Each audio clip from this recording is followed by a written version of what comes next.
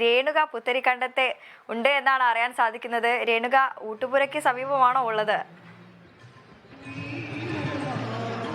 വൃന്ദ ഊട്ടുപുരയ്ക്ക് സമീപമാണ്. വൃന്ദ അതെങ്ങനെ കണ്ടുപിടിച്ചു എന്ന് എനിക്ക് മനസ്സിലായില്ല.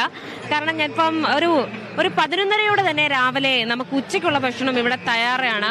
വളരെ ടേസ്റ്റ് ആയിട്ട് അല്ലെങ്കിൽ വളരെ രുചികരമായ ഫുഡുകളാണ് ഇവിടെ തയ്യാറാക്കിയിരിക്കുന്നത്. ഓരോ ദിവസം ഓരോരോ വ്യത്യസ്ത ഭക്ഷണമാണ്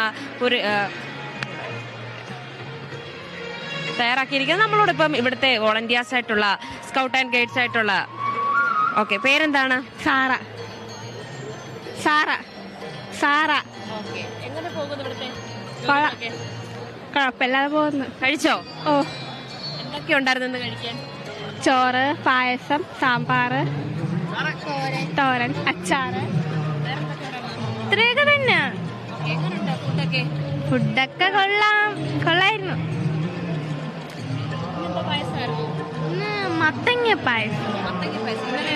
അതറിയത്തില്ല, ഞങ്ങൾ ഇന്നാണ് വന്നത്. ഈ ആദ്യമായിട്ട് തന്നെ ഈ ഒരു ദിവസം 100 പേര് വീതമുണ്ട് എല്ലാ ദിവസവും. ലോ ആൻഡ് ഓർഡറിൽ 30 കൊടുത്തിട്ടുണ്ട്. SMB സ്കൂളിൽ ട്രോഫി ഒക്കെ മൊമെന്റ് ഒക്കെ അറേഞ്ച് ചെയ്യും. ഫുഡ് അടിപൊളിയായിരുന്നു. വ്യത്യാസമുണ്ട്, എല്ലാ ദിവസവും വ്യത്യാസമാണ്. എല്ലാ ദിവസവും വേറെ ദിവസം വ്യത്യാസമുള്ള പായസമാണ് നമുക്ക് വരുന്നത്. കറികളിലും വ്യത്യാസമുണ്ട്. രാത്രി ഒരു 11:30 1 മണി വരെ ഫുഡ് കൊടുക്കാറുണ്ട് കുട്ടികൾക്ക്.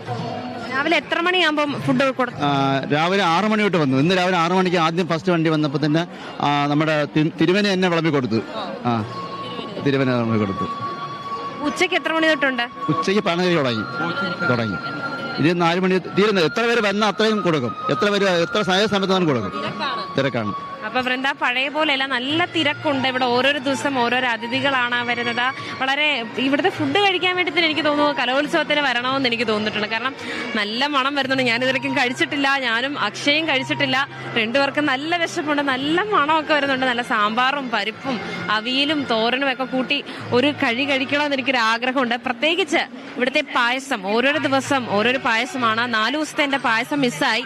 പക്ഷെ ഇന്ന് മത്തങ്ങ പായസമാണ്. അപ്പൊ ഇന്നൊരു മത്തങ്ങ പായസത്തിൽ തന്നെ തുടങ്ങാന്ന് വിചാരിച്ചു. അപ്പൊ നമുക്ക് വളരെ രുചികരമായ രീതിയിലാണ് ഇപ്പൊ ഇവിടെ എല്ലാരും തിരക്കിലാണ്. തുടരുക.